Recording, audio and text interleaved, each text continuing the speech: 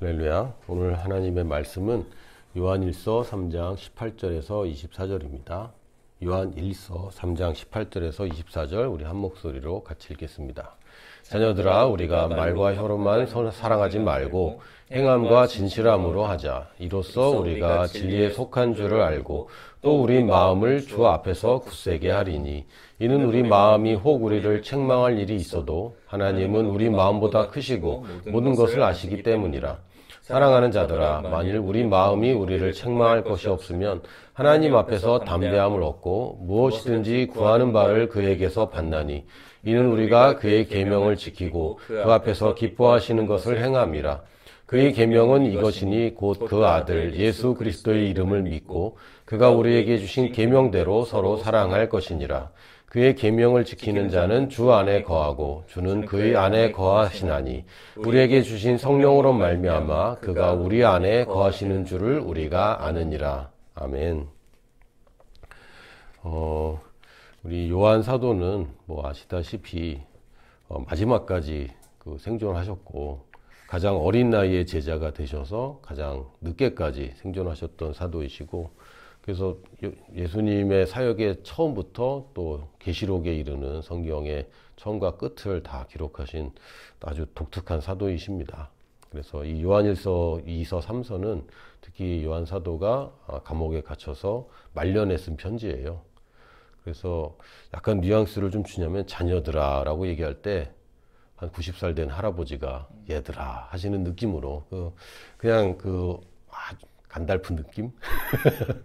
그 할아버지가 우리를 사랑하시고 나도 다 알아, 나도 다 해봤어, 기분 나쁘게 야 나도 다 알아, 그런 왕년에 라떼는 말이야, 이런 느낌이 아니라 얘들아, 아들아, 딸아, 이렇게 하나님의 성품에 가장 그만큼까지 가장 성숙하신, 다른 사도들은 다 젊을 때 돌아가시고 또 십자가에 돌아가시고 또 사자밥이 되시고 이러시느라고 노년까지 사실 기회가 별로 없었는데, 요한 사도는 노년까지 사실 기회가 있었어요. 그래서 여기 우리가 뭘 해라 자꾸 듣는데, 성경에서 사실은 우리가 놓치기 쉽고 간과하기 쉬운 부분인데 절대 놓치면 안 되는 게, 지금 누구한테 하는 얘기인가, 이거를 놓치면 절대 안 됩니다. 그래서 오늘도 계명에 관한 얘기를 할 텐데, 그 전에 자녀들아 라고 우리를 부르신다는 것, 사랑받는 자녀들아 라고 부르시는 거죠. 오늘 찬양하면서도 십자가의 사랑을 노래하면서 오늘 너무 은혜가 막 저한테 감동이 되고 소름 돋고 그러면서 찬양을 했는데, 한편으로는 내가 정말 누군가를 위해서 예수님처럼 십자가에 정말 매달려 있을 수 있을까? 내려오고 싶지 않을까? 이런 생각을 했는데, 떠오르는 얼굴들이 제 자녀들 얼굴들이에요. 아내한테는 좀 미안하지만 아들 둘, 딸 둘 얼굴이 이제 막 떠오르는 거죠. 내가 쟤네들을 위해서라도 할 수 있을까? 그 자신은 없는데, 그래도 제일 먼저 떠오르는 게 자녀들인 거예요.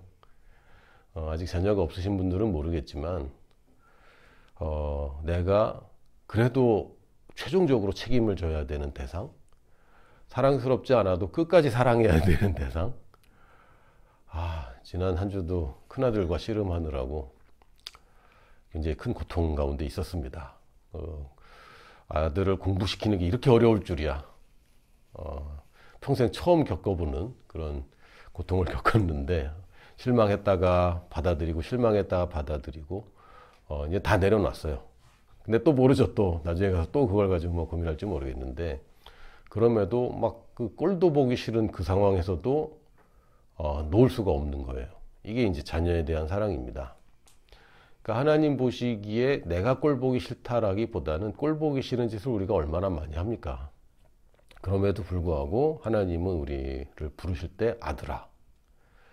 그러니까 내가 지금 이 사람이구나, 사랑받는 사람이구나, 그게 먼저 돼야 그 다음에 우리가 제대로 사랑하자라고 할 때 이게 원동력이 됩니다. 근데 자기가 누구인지를 모르면 이제 계명 그러면 무겁기만 한 거죠. 계율, 율법, 지켜야 되는 거, 해라, 하지 마라, 이런 것들이 우리를 억누른다고 생각하는데 그렇지 않습니다. 먼저 자녀들아, 나는 사랑받는 사람이구나. 그런데 우리는 하나님의 사랑을 받았고, 하나님을 사랑하는 것은 이제 나의 본성이기 때문에 더 이상 이것은 나의 계명이 아니고 나의 그냥 DNA야. 내가 아버지를 좋아해. 예전에 엄마 없으면 그렇게 속상했잖아요. 뭐 저는 좀 그랬습니다. 집에 돌아왔는데 엄마가 없다. 물론 지금 생각하면 너무 미안하죠. 엄마 인생이 있고 어머니 인생이 있고 나의 인생이 있는 거고, 어머니도 젊은 날 나를 낳으셔서 얼마나 고생하셨어요. 그래서 어머니의 인생이 또 이제 저도 나이 50이 돼 보니까 아버지도 아버지의 인생이 있었을 텐데 참 자녀들 키우느라고 많은 희생을 했구나라는 생각이 듭니다. 근데 지금은 이제 철이 든 것 같고, 그 당시만 해도 학교 갔다 오는데 엄마가 없다. 그럼 그렇게 속상한 거예요. 섭섭하고. 뭐 엄마도 뭐 밖에 나갈 일이 있고 할 텐데 그 생각이 안 드는 거죠. 엄마 왜 없냐, 이런. 왜 그렇게 엄마를 찾냐면 엄마 좋아하니까. 잘해서 좋아하는 게 아니라 우리 엄마는 그냥 사랑스럽잖아요. 그냥 늘 감사하고. 그것처럼 우리 아버지, 물론 아버지에 대한 상처가 많은 아들들이 많지만 하나님 아버지는 그냥 좋은 분입니다. 그래서 우리가 사랑받는 사람이구나, 먼저 그게 확실해지고, 그 다음에 우리가 사랑하자. 자녀들아, 너 사랑 많이 받는 자리에 있잖아. 우리가 서로 사랑하자 라고 얘기하면서, 일단 말과 혀로만 사랑하지 말고 라고 했는데, 말과 혀로 사랑하는 게 제일 우선이라는 얘기입니다. 사실은 말과 혀에만 그치지 말라는 얘기는, 일단 사랑을 하려면 말과 혀로 하는 겁니다. 사랑은 하지만 말을 못한다. 이게 이 한국의 유교적인 전통이고, 또 내성적이고 내향적인 사람들이 좀 이런 것을 겪는데, 사랑은 말로 표현해야 됩니다. 그 낯간지럽게 사랑한다라고는 하진 않더라도 뭐 보고 싶었어 라든지 네 생각이 났어 라든지 그런 말을 안 하고 그냥 그리워만 하고 좋아한다면 그건 사랑이 아닌 거죠. 사랑은 늘 표현됩니다. 말과 혀로는 당연히 하는 것이고, 그것뿐만이 아니라 말로만 사랑한다고 그러고 그렇게 그냥 모른 척 하지 말고, 사실은 요 앞절에는 뭐가 있냐면, 형제가 입을 것이 없고 먹을 것이 없는데 사랑한다라고 축복한다고 하면 뭐하냐, 네 돈을 써야지, 이런 얘기가 있습니다. 그래서 우리가 서로 사랑한다고 하면서 내가 소유를 지키고 있다면 그것은 사랑하는 게 아니죠. 물론 여러분이 이제 막 낭비하고 또 막 사치스럽게 막 소비하라는 얘기가 아닙니다. 여러분이 가정을 이루면 자녀들 예쁘다고 나중에 미래에 대비해서 교육비를 챙겨놔야 되는데 그걸 뭐 다 써버리고 그러면 곤란하죠. 그 얘기를 하는 게 아니라, 사랑한다고 하면서 내가 냈을 것을만 고집하고 있다면 그건 사랑이 아닌 거예요. 그래서 말고 혀로만 할 게 아니라 행함으로 하는 것. 행함은 여러 가지가 있지만 일단 여러분의 시간과 돈과 재능을 쓰는 것을 행함이라고 합니다. 내 시간을 들이지 않으면서 행한다. 그건 불가능한 것이고요. 또 여러분의 행함의 결과인 돈을 쓰지 않는다. 그것도 사랑을 표현하지 않는 것입니다. 그리고 마지막으로는 진실함으로 하자 그랬어요.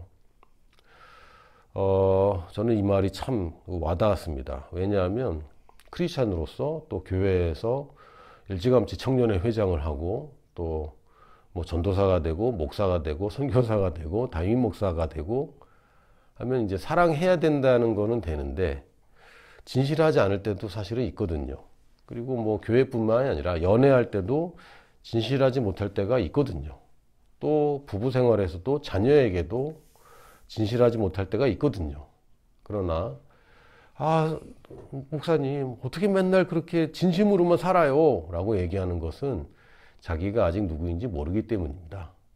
주님께서, 예수 그리스도께서 이 땅에 계실 때처럼 우리도 그러하다고 그랬고, 예수님의 사랑에 어느 한 번이라도 진실성이 없는 사랑이 있었을까 생각하면 그렇지 않았을 것 같아요. 우리가 거기까지 가는 겁니다. 그래서 내가 사랑을 하는데 말로만 하는 것도 아니고 말로 하고 행함으로 하지만 아무 가치 없는 사랑도 있어요.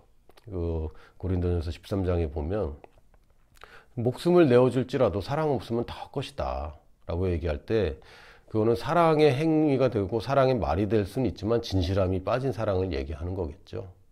그래서 우리가 진심으로 사랑하는 것, 진실하게 사랑하는 것, 어떤 목적이나 또 어떤 동기를 바르게 하면서 사랑하는 것, 이것이 우리가 그런 사랑을 받았기 때문에 그런 사랑을 할 수 있습니다. 세상은 그런 사랑을 몰라요. 그러나 우리는 알잖아요. 예수님이 말로 나에게 사랑하셨고 행함으로 보여주셨고 또 진실함으로 우리를 끝까지 사랑하셨습니다.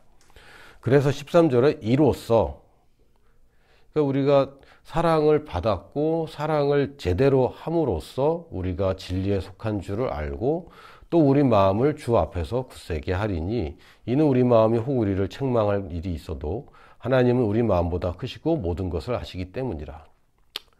일단 첫 번째는 우리가 진리에 속한 자라는 것을 아는 것이 중요합니다.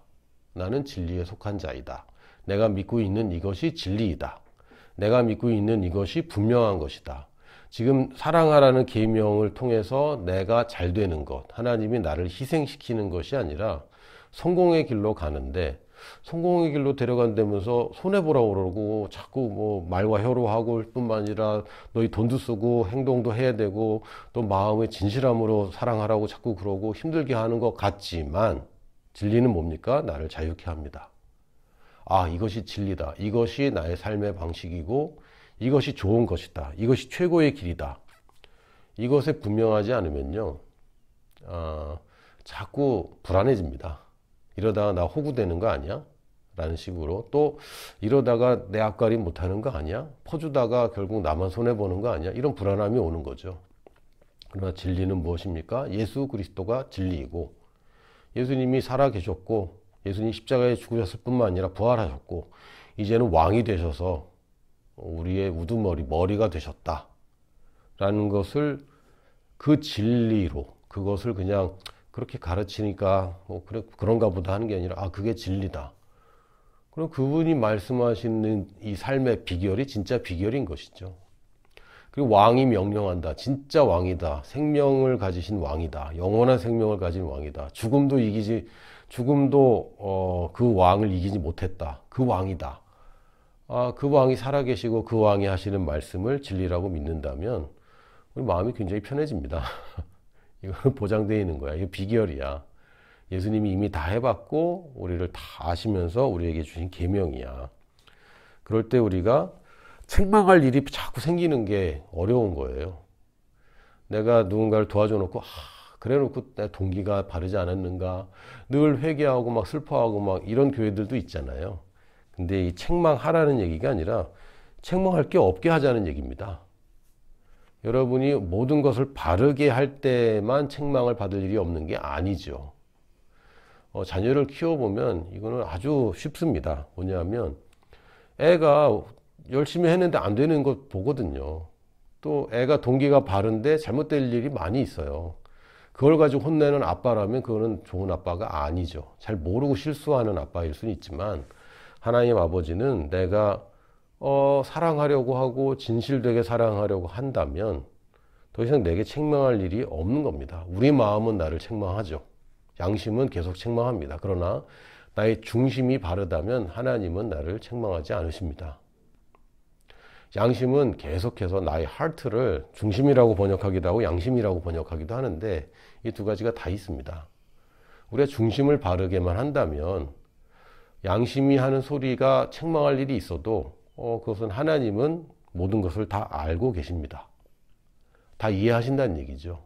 나의 한계도 잘 아시고, 예수님이 베드로에게 너 나를 아가페하냐, 아가파오하냐 그랬을 때 베드로가 주님을 필레오 하는 거 아시잖아요. 이렇게 얘기합니다. 또 예수님이 두 번째도 너 나 아가파오 하냐 라고 물어볼 때 베드로가 두 번째로 대답할 때 주님 제가 필레오 하는 거 아시잖아요. 이렇게 얘기합니다. 세 번째는 예수님이 너 나 필레오 하느냐 라고 물어보시고 주님 제가 주님을 필레오 합니다. 이렇게 이제 마무리가 됩니다. 그러니까 예수님이 기대하시는 게 있어요. 그러나 우리가 만족 못 시킬 때 있습니다.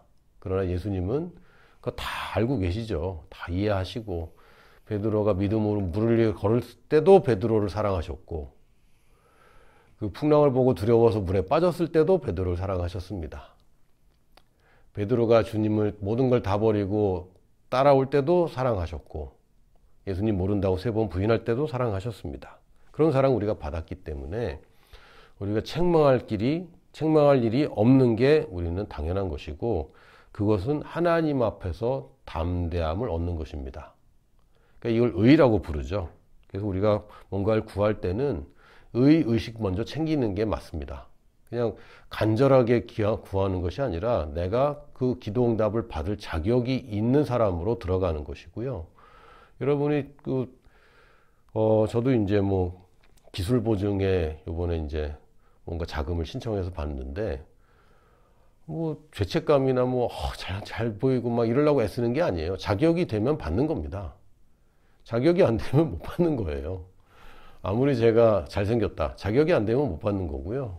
제가 옷차림이 허름하다. 자격이 되면 받는 겁니다. 그 자격이 있는 거고, 우리가 하나님 앞에서 담대함을 갖는 것은 예수 그리스도의 피가 나의 자격이 되었기 때문에, 그 이름이 나의 자격이 되었기 때문에 이제 담대하게 구하는데, 여기서 다시 또 계명을 얘기합니다. 아니 22절에 무엇이든지 구하는 바를 그에게서 받나니 우리가 그의 계명을 지키고 그 앞에서 기뻐하시는 것을 행함이라. 이건 이제 똑같은 얘기인 것 같지만 아주 다른 얘기예요. 계명을 잘 지키면 기도하면 받는다 이렇게 얘기하는 거하고, 기도하면 받는데 그는 이거 우리가 계명을 잘 지키고 있잖아. 요거를 복음으로 보느냐 율법으로 보느냐에 따라서 완전 달라집니다.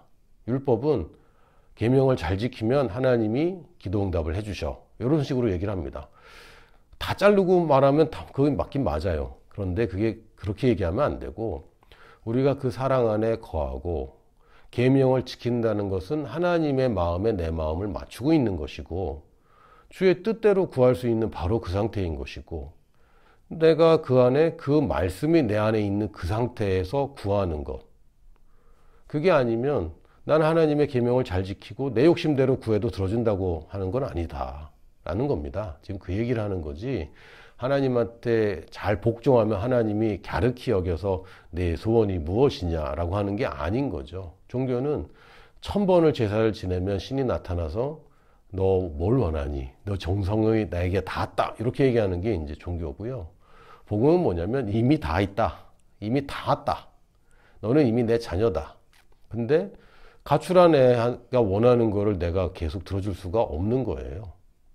그래서 계명을 지킨다고 하는 것은 율법적으로 지킨다는 것이 아니라 하나님의 성품으로 거듭난 사람이 진리를 알게 되고 자유함을 얻게 되고, 아 그렇지, 이렇게 사는 게 나한테 좋은 거고 이게 맞는 거야. 하나님의 성품이 이것이고 나의 성품도 이것이고 이게 내가 좋아하는 거고 아버지 기뻐하는 거야. 아주 단순하게 얘기하면 서로 사랑하는 거. 이게 나한테 참 좋은 거야 라고 계명을 가치를 주고, 계명을 내가 높이 여기고 소중하게 여기고, 아 이거 정말 좋은 거다라고 여기는 것입니다. 그것이 나의 중심이 되는 것이고, 그럴 때 구하는 모든 것이 하나님의 뜻에 일치 안 될 수가 없잖아요. 그러면 다 들어지는 것이죠. 그래서 내가 뭔가 욕심을 채우기 위해서 하나님의 계명을 지켜야 되겠다. 아, 요거는 지금 접근부터 잘못하는 거고요. 지금 요한 사도가 얘기하는 것은 우리가 사랑 안에 거하고 있잖아. 우리 하나님을 사랑한다 그러면 형제를 사랑하지 않는다, 미워한다 그러면 그건 거짓말이야. 그럴 수가 없어. 우리가 하나님을 사랑하는 자가 되었는데, 그렇다면 형제를 사랑하는 게 우리의 계명이야. 못 지키는 계명이 아니라, 안 지키면 어떻게 돼요라는 그런 가정법의 계명이 아니라, 아 이거는 그냥 필수적인 거야 라는 거죠. 한국에서 태어난 남자들은 군대 가야 되잖아요. 정상적으로 돈을 벌면 세금 내야 되잖아요. 그걸 뭐 적게 내려고 막 애쓰는데 안 내면 어떻게 됩니까? 안 낼 생각하면 곤란하잖아요. 그것처럼 서로 사랑하는 게 그냥 우리의 계명인 거예요. 미워하는 건 있을 수 없어 라고 여기는 것이, 이게 진리입니다. 나에게서 누군가를 미워하는 건 있을 수 없는 일이야. 이건 불가능한 일이야. 마치 나는 남자로 태어났는데 내가 치마를 입는 것은 있을 수 없는 일이야. 내가 아기를 낳는 것은 있을 수 없는 일이야. 이런 식으로. 이게 우리의 계명이라는 것입니다. 그러면서 계명을 다시 한번 정리해 주셨는데 23절에 보면 그의 계명은 이것이니 곧 그 아들 예수 그리스도의 이름을 믿고 그가 우리에게 주신 계명대로 서로 사랑할 것이니라. 조금 부연 설명이 있죠. 짧게 얘기하면 서로 사랑한다는 것인데 그 전에 뭐가 돼야 되냐면 네가 사랑받는 사람이 되는 게 먼저야. 네가 아들이 되고 그 큰 사랑을 받아야 서로 사랑하는 관계가 되는 거고, 하나님의 사랑을 받을 뿐만 아니라 너 또한 하나님을 사랑하는 사람이 되는 것. 하나님은 죄인도 사랑하십니다. 자격 없이 모든 인류가 다 똑같은 사랑을 받습니다. 예수 그리스도를 믿는다는 게 뭡니까? 내가 아버지를 사랑하게 되는 것을 얘기하는 거예요. 죄인들은 하나님을 사랑하지 못합니다. 왜? 누군지를 모르고 만날 수가 없기 때문에. 예수 그리스도를 믿으면 정말 사랑스러운 나를 사랑하는 그분을 만나고 내가 아버지를 사랑한다는 것이 이제는 본성이 되는 것을 얘기합니다. 예수 그리스도의 이름을 믿는다는 것은 사랑받는 자녀가 되어서 또한 제자가 되어서 이런 뜻입니다. 그러면 제자가 되면 계명을 지키죠, 당연히. 그래서 그 계명이 뭡니까? 서로 사랑하는 것은 아직 사랑받지 못하는 사람을 사랑받게 하는 거예요. 내가 사랑해주면 그 사람이 사랑을 받죠. 근데 내 사랑이 어떤 사랑입니까? 아버지한테 받은 그 사랑.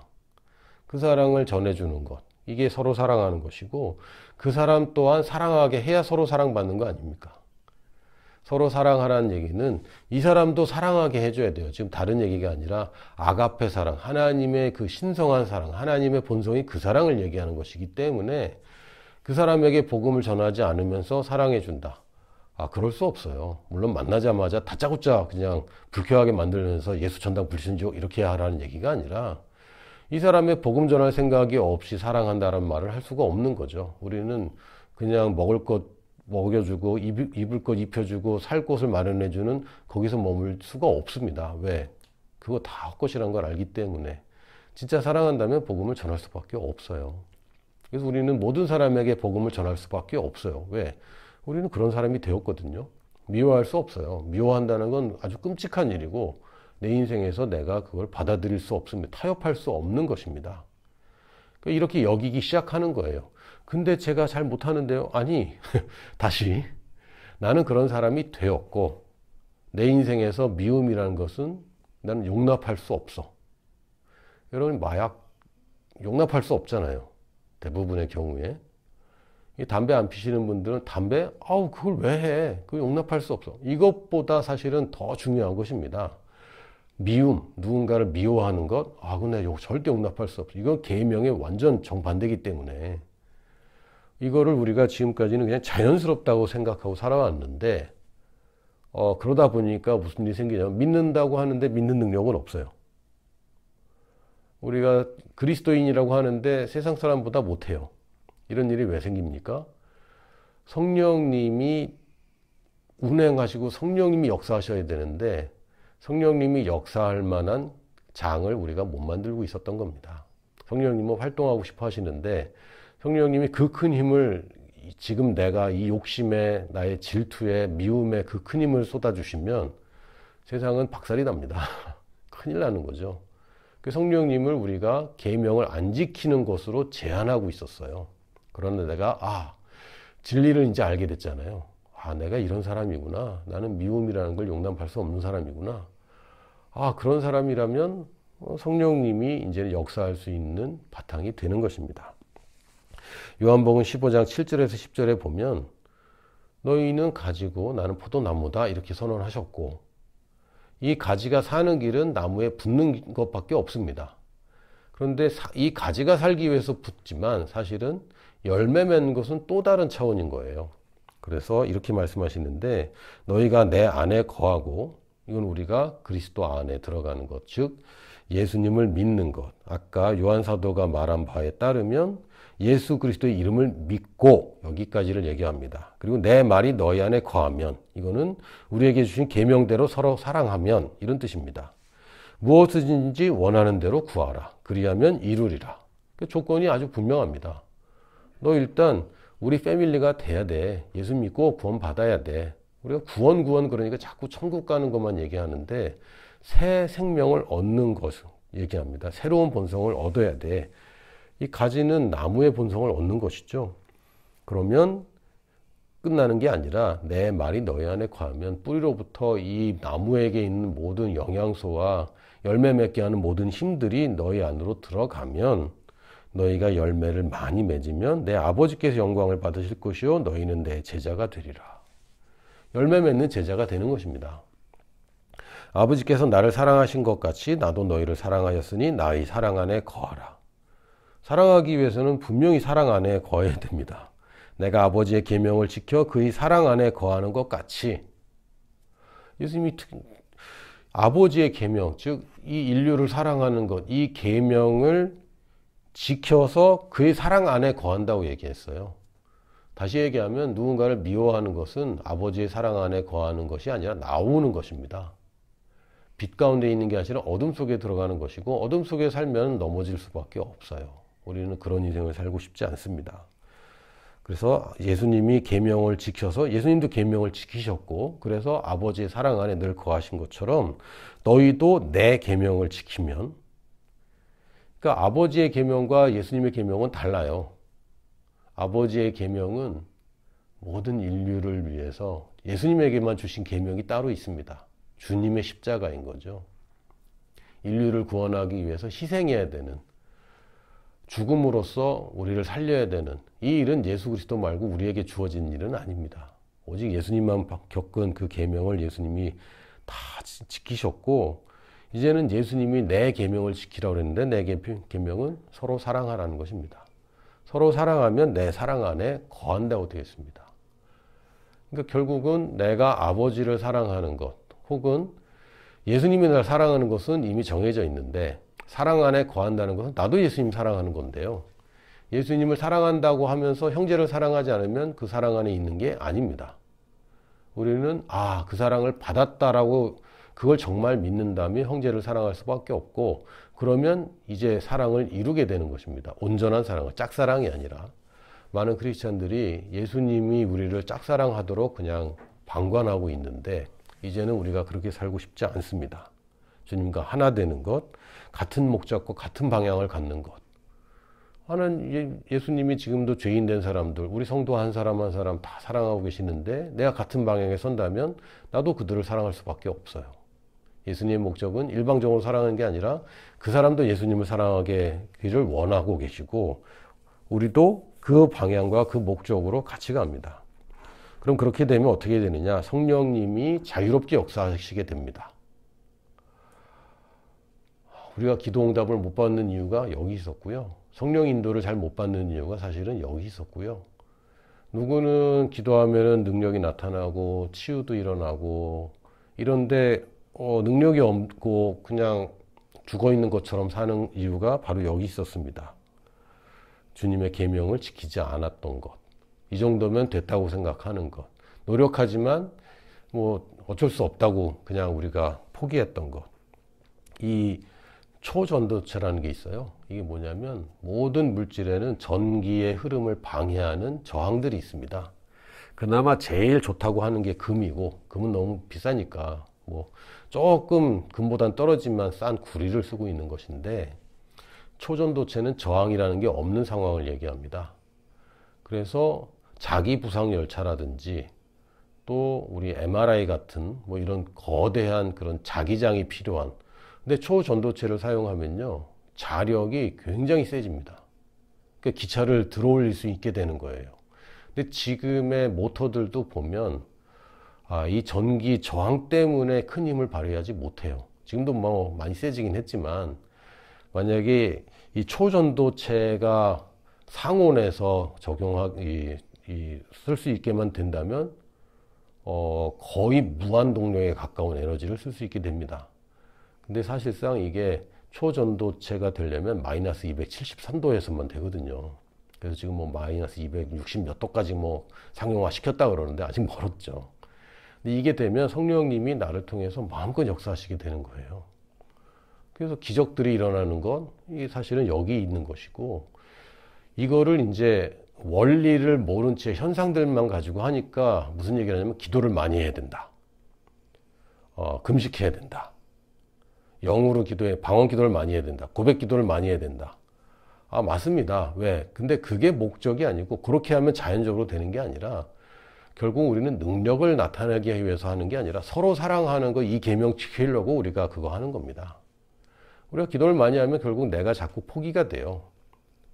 내가 말씀을 고백할수록 하나님의 말씀에 내가 동화될 수밖에 없어요. 그러면 서로 사랑하는 것에 거침이 없게 됩니다.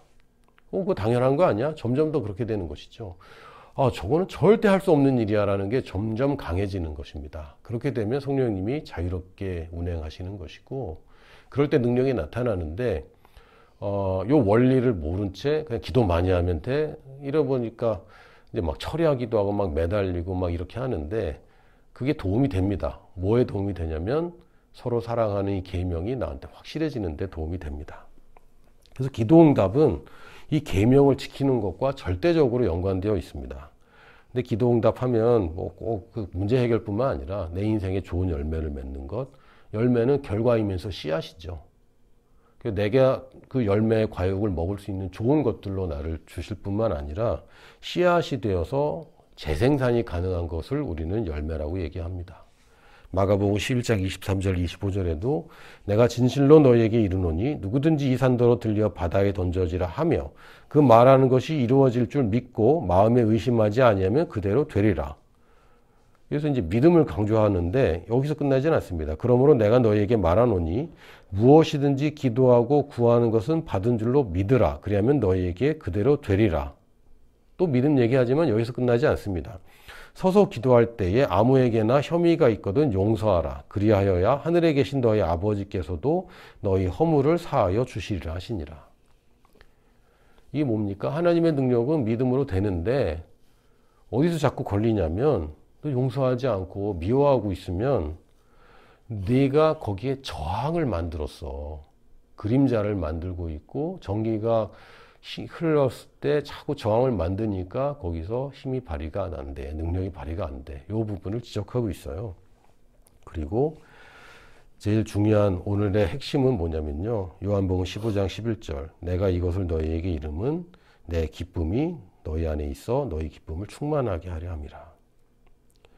아까 좀 전에 우리 요한복음 15장도 읽었잖아요. 너희도 내 계명을 지키면 내 사랑 안에 거하리라. 내가 이것을 너희에게 이르는 것은 내 기쁨이 너희 안에 있어 너희 기쁨을 충만하게 하려 함이라. 그러니까 계명을 지켜야 된다 그러면 또 손해보란 얘기네, 또 참으란 얘기네. 근데 아니라고 그랬어요, 예수님이. 기쁘라는 얘기야. 서로 사랑하는 것은 기뻐요. 정말 기뻐요. 그냥 짝사랑하는 것은 안 기뻐요. 짝사랑은 정말 처절하고 정말 다시 하고 싶지 않아요. 근데 서로 사랑하는 것은 너무 기뻐요. 인생에 정말 기분 좋고, 그저께도 우리 보육원에 지금 현재 있는 청소년 5명하고 캠핑을 했고, 어제는 또 자립 중인 우리 청년들 또 3명하고 뮤지컬을 봤는데, 모르는 사이였는데 친해지고 새로운 사람을 알게 되고, 이 친구들도 나를 만나는 것을 좋아하게 되고, 나도 이 친구 만나는 게 좋아지게 되고, 이건 진짜 기뻐요. 이 친구들이 그걸 얼마나 기뻐할지는 잘 모르겠지만, 저는 어제 하루 종일도 밤에 잘 때도 걔네들 생각이 자꾸 나고, 너무 그냥 기쁘고 기분 좋고, 내가 사랑을 해주고 도움이 된다는 것이 너무 행복하더라고요. 그래서 예수님이 이 기쁨을 가지고 계셨구나. 이게 뭐 당연한 건데 새롭게 자꾸 알게 됩니다. 더 깊이 알게 되고 더 제대로 알게 되는 것은 서로 사랑하는 계명은 나를 기쁘게 한다. 이 계명이 나를 자유롭게 할 뿐만 아니라 나에게 큰 열매를 주신다. 열매 없는 삶이 얼마나 비참합니까? 교회 다니면서 열매 없으면 진짜 더 비참하거든요. 재밌게 놀지도 못하고 기분은 계속 나쁘고. 정신의학과 병원에 가면 기독교인들이 그렇게 많은데 얼마나 괴롭습니까? 인생이 얼마나 힘들어요. 근데 주님께서 주시는 것은 내 계명을 잘 지켜. 그러면 기뻐져. 내가 기쁜 것처럼 너희도 기쁘게 살 수 있다. 참 만족은 계명을 지키는 데 있습니다. 그래서 우리가 계명을 지켜야 된다라는 게 아니라 계명을 어떻게 어길 수가 있어? 계명 저걸 내가 왜 해야 돼? 절대 할 수 없다. 타협할 수 없는 것을 우리가 계명이라고 여기고, 서로 사랑하는 것 외에 다른 것들, 감정들 또는 잘못된 그 반응들, 이런 것들은 우리가 정말 더러운 것으로 여겨야 되겠습니다. 왜요? 그것이 내가 열매를 많이 맺고 기쁜 인생을 사는 것이 비결이기 때문입니다. 할렐루야.